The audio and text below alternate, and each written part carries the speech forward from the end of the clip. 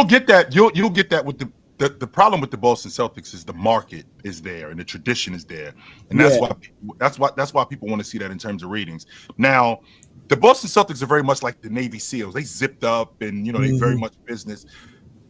Anthony Edwards, on the other hand, Anthony Edwards is walking in there like prime time, like, yo, we shutting these dudes down. That's who he is. Jumpsuits, gold chains. Yeah, he got his shades on, he got his Jordans on, like, yo, we shutting these dudes down. These dudes, the Boston Celtics, they suited and booted, and they all business. All business. Now, I understand that that's what the NBA is about, and Minnesota would be the villain in this series.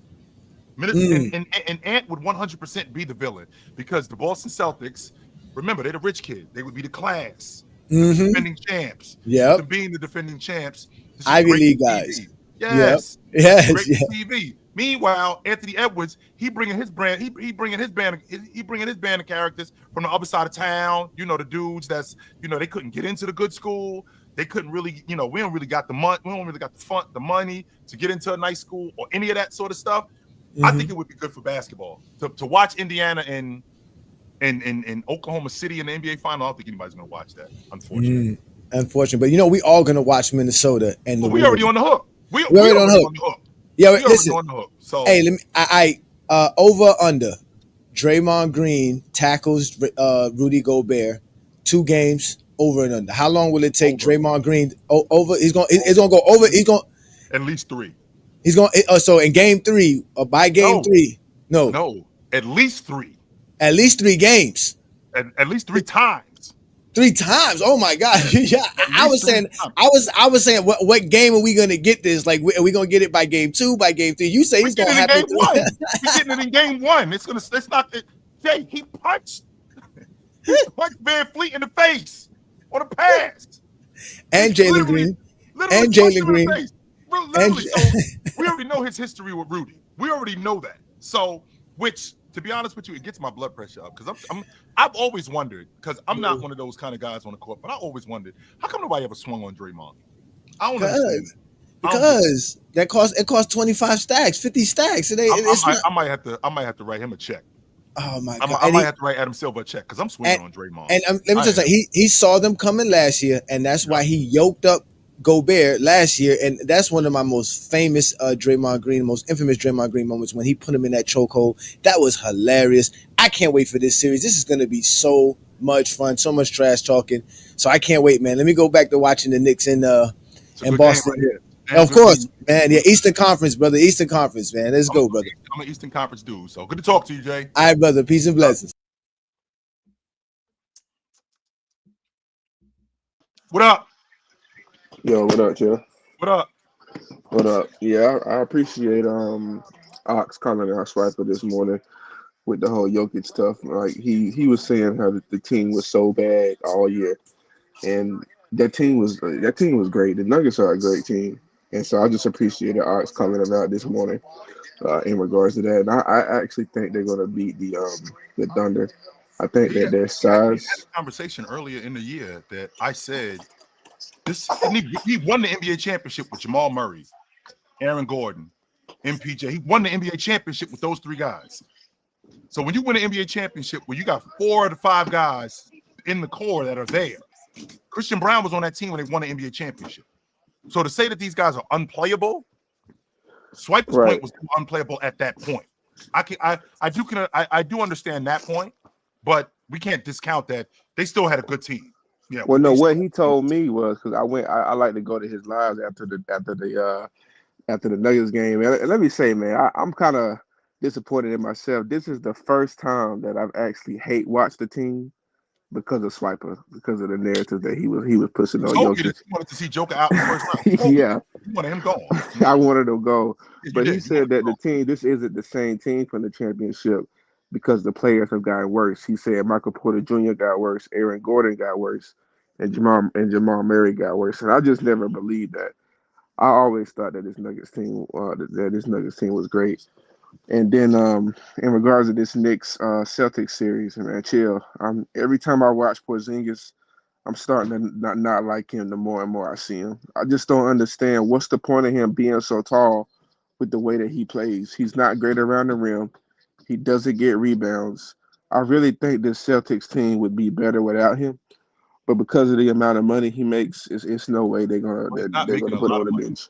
I do think that they're moving off of him after the season is out, but I don't think you give Porzingis enough credit for the offensive player and the scorer that he is around the rim. I don't think you give him nearly as much credit. How he forces mismatches and how he shoots in the mid range. I don't think you give him But enough. he doesn't take advantage of the mismatches, chill. He's not a great finisher around the rim. Yes, he does. You're wrong Well, about I that. haven't seen it Not- this year. I yeah, haven't seen it this year. you haven't. You seen it this year, chill? Yeah, I have seen it. Yes, I have seen it. I have seen him taking advantage of. In the playoffs, you seen it I, in the playoffs? in the playoffs. Yes, I've seen it. I'm 100%. Now, I think you got wrapped up in him going up against. I think you got wrapped up in him going up against as a defensive player going up against France and France taking advantage of him and the fact that he wasn't able to shoot the ball particularly well against Orlando against that damn good defense that they have. That doesn't negate how good he is at that other stuff. He just had a bad he had a bad shooting performance. And I think that what bothers me the most about you in particular is how fickle you are when it comes to these guys. Like when you see something from a guy, if you don't see it, you out. You are out. You don't waste any time. You are gone. Like this Porzingis last season, like Porzingis was one of their best rim protectors. He's never been a great rebounder ever. He's always been a good rebounder. When I say great, I mean double digits. I mean he's always been a good rebounder, better than Jaren Jackson. But he's been great at screening, been great at getting in the mid post, getting in the mid range, knocking down that mid range shot, stretching the defense. He's always been good at that. He struggled against Orlando. That doesn't mean that he can't do that. And when you see these guys, when they don't do it for a stretch, you out. You don't waste any time with these guys. You are gone. And I just think that's so unfair. I guess because chill, it's like winning is important to me, and it's like you don't have a lot of time to win. Like I don't like when people say like whenever they have a young team, like oh yeah, we can get them next year. Like sometimes it's not gonna be a next year. Like I said, I'm a football guy, so like whenever you lose, man, that could change a lot of people's careers. And so like with Porzingis, and it's not just now. I've seen him a lot of games. Tatum's playing amazing tonight, but I just don't like the way the offense looks with Tatum and Porzingis. I think that Tatum plays better when Luke Cornett is in the game.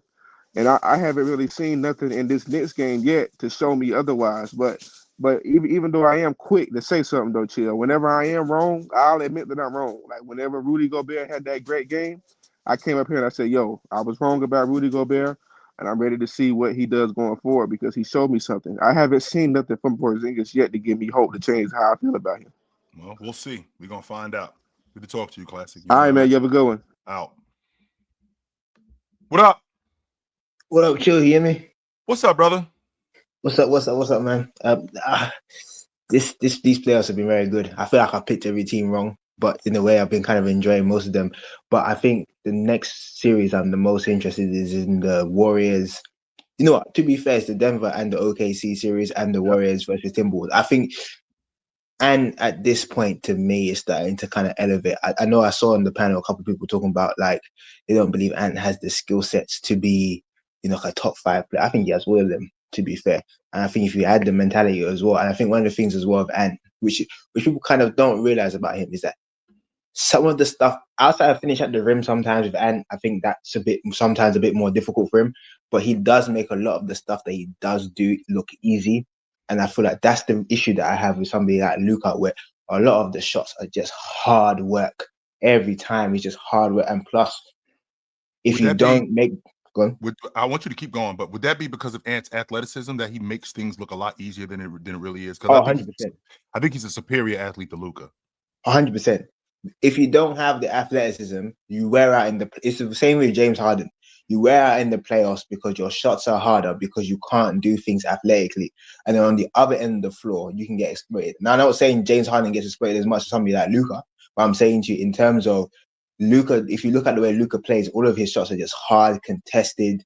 And when he has athletic defenders in front of him, he struggles because he's not a great athlete. You can't live on that.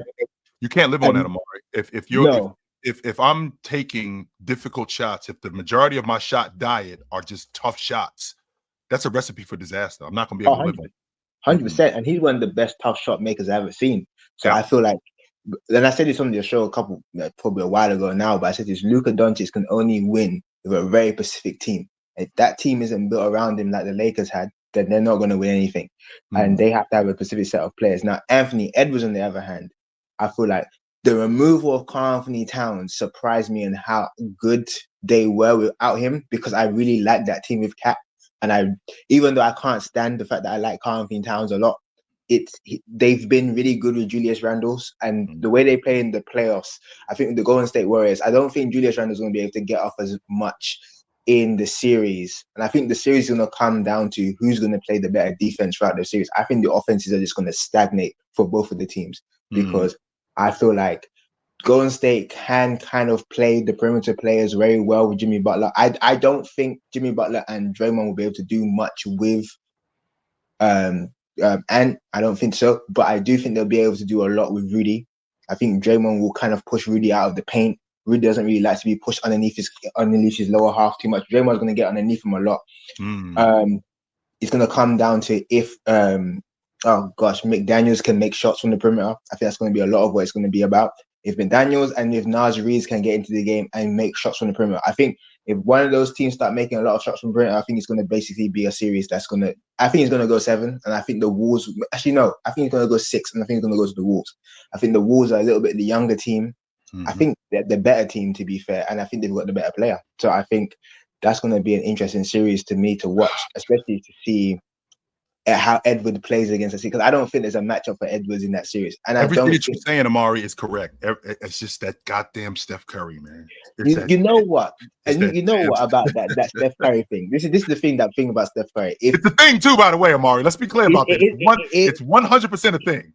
It is a thing, but one thing I've noticed about the Golden State Warriors over the last couple of years, you can work them. Unlike the years prior, 10 years ago, where you just didn't know what the hell they was going to do. This Golden State Warriors team is more predictable, and they rely on Steph more.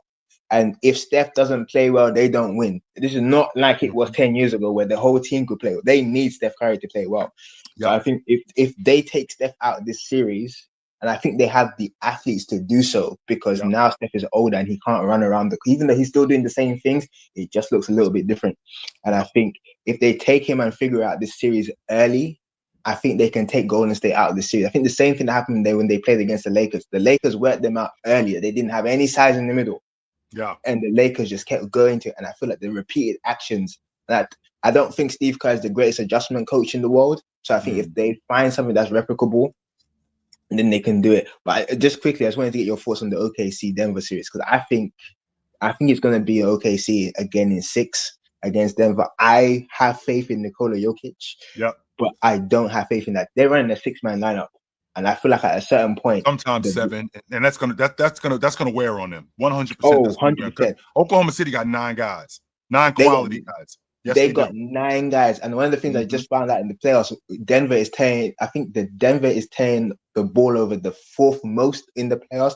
And Jamal Murray in particular. Jamal Murray a lot. But who is one of the people on that team that they're relying on slightly a little bit in the playoffs that you just can't trust the ball in hand? Russell Westbrook. You got 2 guys that turn the ball over a lot, and you've got a team that force turnovers a lot. And again, Russ isn't necessarily known for his high IQ. So I'm concerned that if you get some of these OKC players on Russ in certain moments, he's going to turn the ball over a lot, and they're going to force it out of his hands, and they play quick up and down the court. They've got Chet to kind of deal with Jokic. But I think on the perimeter, I think they've got Chet. I don't think has a chance against Jokic. I honestly don't think he has any chance. That's where you and I differ. I think Chet's going to be the difference in this series because of his ability to stretch the defense and the fact that he's going to drag Joker away from the rim. There aren't many teams that get to the rim more than Oklahoma City, which because Chet is dragging him away from the rim, I think that you're going to give Oklahoma City a lot more opportunity to rebound the basketball, just as a small unit, because they gang rebound. And I think their second chance opportunities are going to be huge in this series. And I think that could be a difference in the game. But I think the biggest difference in the game is what you just talked about. And I said this earlier today, and that is, I think that Oklahoma City's ability to turn you over defensively, I think that that's going to be the difference in them being able to turn their defense into offense. And I don't think Denver's going to be able to overcome that. Oh, 100%. I think I got OKC in 6. Okay, could you see this being a 5-game series? Because I can see that being a 5-game series as well, to be fair. I can see Joker getting you one. I would not be surprised if they smoked them in 5, but I'm thinking 6. I don't think it goes past 6 games. I don't. Okay. I'd be surprised if it did. So, all right, bro. Take it easy, Joe. Good to see you, man. Absolutely. What up? You know, I don't usually have sympathy for people, but I had to come up here and make sure that you are right after that train accident, bro. Like you okay? No, Everything's I'm not. okay? No, You're I'm not. not? I'm a figment of your imagination. I'm not even here right now. I'm dead. No, I'm no, dead. yeah, you still got bad No, nothing. arm, nothing. I'm not even here right now. You in the matrix. You think you see me. You don't. I'm in the matrix, man. I tried to get off the train. I This, couldn't get off of it. no, chill out. What did we learn? We learned the same things over and over again. I don't have no sympathy for Bobby. I told him not to trust James Harden. I told you, you were there when I told you that. You were there when I told him that. I don't have no sympathy for him. I have sympathy for you because you kept getting handcuffed, like, I gotta get off this train, and then you got back on it, and then you see what No, I happened. didn't. No, Lee, I didn't get back on it. I was dragged back on it. Okay, Lee, make sure we clear on that. I didn't get back on it willingly. I was dragged back on this train, right? By the Clipper Mob and Bobby and all these other dudes. I was dragged back on this train and strapped in. Listen, this goes and shows and proves that just Kawhi Leonard healthy doesn't prove a damn thing, especially when you got James Harden as your number two. Leaf, what else do you need to see? We're not winning with him. We're not. What else do you need to? He'll be 36 in September. Understand? And Leaf, because I very much want to hear what you have to say about this. He'll be 36 years old in September. He's been in the league since 2009. That's 17 years we're going off of. You got 17 years of evidence. What else do you need to see, Leaf? You've seen this. And by the way, Leaf, let's make sure we clear, because I want to hear your thoughts on this. He's never missed the playoffs. He's been in the playoffs every year of his career. What else do you need to see? Well, I was under the small inclination that all they needed was a healthy Kawhi Leonard. Under the small inclination, Bobby had me thinking that for like all the way up until Game 7 until the ass whooping took place, and then I had to realize this is the Clippers and they got James Harden. So a healthy Kawhi Leonard doesn't prove anything. This is like, if this is Kawhi Leonard in 2019, I think that series is over. That series is over. Like this we ain't even talking about it. We're moving on to the next round, this, that, and third. But the fact that it's not, I have to come to that conclusion. James Harden has a number 1, number 2, number 3 has not got it done in the playoffs. We've seen him at all 3 phases, and he has not got it done. And we've seen him, and not only have we seen him as a number 1, a number 2, and number 3, we've seen him with quality players. Don't forget, he played with Joel Embiid. He played with Russell Westbrook. He played with Kawhi Leonard. He played with Kevin Durant, right? These are the guys that he's played with. And we've got 17 years of evidence with this guy. What else do you need to see? There's nothing else. I will say one thing. I know I'm excited about the MVP matchup. I am excited about that. SGA versus Joker. I mean, this is kind of what a lot of fans wanted to see. I think as a team, everything on paper says OKC has a lot of the advantages, but we all know, me and you both know, this shit ain't played on paper, it's played on the court. If OKC has all the advantages that everybody says that they do, they need to prove it. They had 10 days off, 10, 11 days off. 8 days. Mm-hmm. They had 8 days. They played 4 games since since April 13th. I'm like, okay. I'm like, yo, this team has had a lot of rest. But when the young team got a lot of rest, they ain't got nothing to do. They just practice, hang around. I heard whatchamacallit was cutting grass, and whatever. So yeah. So I mean, this ought to be an interesting series. I think it could be. I want to talk about the Indiana and Cavs series. 70 points in the paint and 19 threes made off of 52% from 3. That'll get you an L in the playoffs. I just don't think that people. I think they discount way more what Darius Garland brings to this crew. That's absolutely. I think that's my biggest issue. Like, you can't just 100%. You can't just take 20-7 out of the lineup and think that, okay, that's just 20-7 and we can make this up. No, Darius Garland, this is your primary ball handler. This is your primary facilitator. This is your playmaker. Now you got to make that up with Ty Jerome. You got to make that up with Sam Merrill. In addition to everything else that they have to do. No, you're not getting that. On top of that, they did an awful job. I'm not saying that they did a bad job. They did an awful job early in the game guarding at the long ball line. These guys got whatever they wanted, whenever they wanted. And when you have a team immediately getting it going, it's hard to turn that water off. It's almost impossible to turn that water I think the issue in this series is that Indiana naturally spaces your defense out because from 1 to 5 they got competent shooters. That's number one. Number two, they run the offense that they run with Rick Carlisle is similar to the offense that you've seen 2011 Mavs run, more free flowing action. They got an ultimate distributor in Halliburton. I've been really impressed by how he's been playing. I'm gonna give Ron some grace the next time I see him because the draft lottery is next week and people are gonna be picking on me and they're gonna be asking me a whole bunch of silly ass questions. But I think Indiana, they have the natural ability to space your defense out. So everything is man to man. So if you leave a guy open like a Nemhard, like a Halliburton, or like a Ben Matherin, or like even a Miles Turner, they can get it going and they can heat up and get things going. They're gonna force you to play man to man defense, and that's what I was worried about with Indiana. Like because they need Garland back. They definitely do. Yeah, for sure. Now, before I go, I'll be remiss if I wasn't going to talk about the ass whooping that's going to take place in Minnesota. I told you Steph Curry punk ass, sorry ass is next, and I mean that. Listen, look, this ain't the Warriors team from 8 years ago that could just. All right, Steph Curry could sit down in the fourth quarter, and then the game is be fine. And that's what they trying to play like. Buddy Hield had an amazing game. But we don't expect that from him in this back and forth in this series. From 1 to 8, I think from 1 through 8, I think Minnesota is much better. I don't think they got a play on the war. There's not a player on the Warriors bench that can go toe to toe with Nas Reed and Alexander Walker and who else they got on their bench? I'm missing somebody. DiVincenzo. Yeah, DiVincenzo. Yes, sir. DiVincenzo. So I mean. Minnesota, I think they got all the ingredients to win this series. I think Draymond is going to kind of dirty it up a little bit, but I think that's where Julius Randle going to come in and he going to start lowering some muscle himself.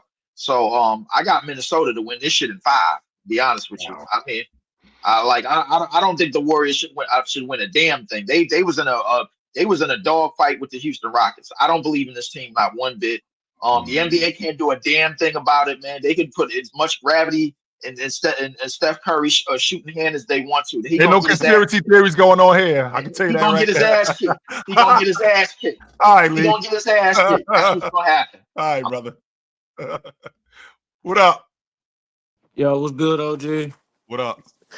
Yo, touching base on that Timberwolves Warriors series. I ain't gonna lie. I was thinking like what you said earlier. It's like we got everything that we need as far as offense, defense. I liked how Rudy played last game, which I feel like it shouldn't have took him 5 games to get him a 2020 game against the Lakers.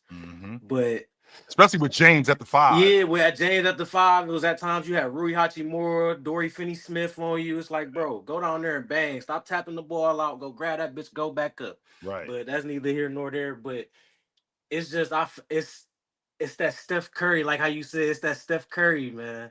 It's like he gonna give you. He might have that 1 or 2 off games where he had them games where he's like 1 for 11, 1 for 10, maybe 2 for 10 or somewhere like that. Just him being there. Just him being there all around, and that's where it's like I feel like that's where they're gonna get us at on defense. It's like they really have a fast pace and they move the ball a lot, and that's where I feel like they'll take Rudy out of his position. You know what I'm saying? We also can kill us. We have terrible fucking shot making, terrible fucking shot selection. Excuse me, but because we'll come down sometimes. We'll like I've seen in the Lakers series, we'll come down fast break, just chuck up a 3. For what reason? We have numbers. Take those numbers and go with it. But it's like that's where I feel like we can dominate as. We need to take advantage of the small ball lineup. And I feel like the physicality is gonna be a lot more different. I ain't gonna say it feel like it. It's gonna be a lot more different with Draymond and Rudy. Hell yes, but I have faith in Rudy that he gonna get it done in this series and close it out in 6. Yes. I don't think y'all getting put. Draymond is not pushing around Julius Randle. Draymond is not pushing around Anthony Edwards. Draymond is not roughing up McDaniels. He is not doing that with them dudes at all, and that's why he's not doing that with them dudes. So if that's your plan, you're gonna have to try something else. I love that's where we're at in this series with that because it's not like the Lakers. It's like what you said earlier in the beginning of the stream. we can't treat the second round like the first round. You got the stuff that you did in round 1. You're not gonna get away with that in the second round. round You got a two. better, That's what I'm saying. you got a better team, and with better teams, the mistakes that you made, the passes, the rotations, you're not gonna get away with that stuff. Right. No, you're dealing with a better team, so we have to be crisper. We have to be sharper than we were in round 1. And I think Right. Minnesota recognized that going up against this Golden State team. So we're gonna find out. We're All gonna right, Kai, find good to out. talk to you, brother. What up? You're on. What up? So imagine you're a teacher, you're grading your tests, all right? You stumble upon Steph Curry's test paper from game 7 from A+ to F-. What are you giving that test? A B minus. Okay. Mhm. I was just curious. We're around the same ballpark. I said a B flat. Yeah, I'll give him a B minus. He did. He. The test was broken up into 4 parts, and he ended up in the latter part of the test. He did really well. He didn't do well in the beginning part of the test. He was bombing this thing. Mm-hmm. He was completely bombing this thing. But then we get later into the test, and he started to pick it up. And then at the end, he was able to get it done. And I thought that's what it was with Steph Curry yesterday. Yeah, I agree. Mhm. And Mhm. I feel confident with them going in to the Timberwolves series for a big reason for me, because I feel like the Rockets are like Steph Curry's villain nightmare for archetypes. Those bouncy athletic wings. Like, I'm not saying that the Timberwolves don't have that, but the Rockets' whole team is consisted of that. Yes. So, and Which plus, Steph Curry struggles, by the way. When I said that, I was ridiculous. When I said that Steph Curry struggles with length and athleticism, he's always struggled with length and athleticism as a player. He's always struggled with that. Always. Yeah. But go ahead. Yeah, that, and plus, like, I mean, the Timberwolves are confident they beat the Lakers, but I mean, the Lakers were down pretty bad with no center, putting James at the 5. Luka didn't have a roster around him to help him succeed, in my opinion. But I don't know. It's going to be a good series, though. It is. It's going to be It is interesting 100% series. going to be a good series. All right, Jake, good to talk to you, brother. Deuces. Yep.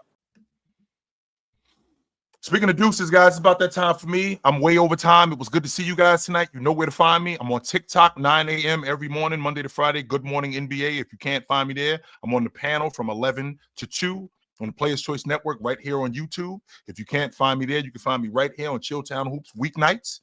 Me and my man Tony Tone, we do it on Tuesday night at 8 o'clock, Sports Fluent Network and the Chilltown Hoops Network. So I'm not hard to find, guys. On Thursday, me and my man Big Ox. And on Saturday, we do Chill with Chill. Hit the subscribe button and you'll get notifications. I will see you guys soon. Until then, put on a suit, drink water, don't drink and drive. Hey, man, call your mother. When's the last time you talked to your mother? Call your mother. I will talk to you guys soon. But until then, take it light. Take it. Absolutely, man. It was good to see you guys tonight. No doubt.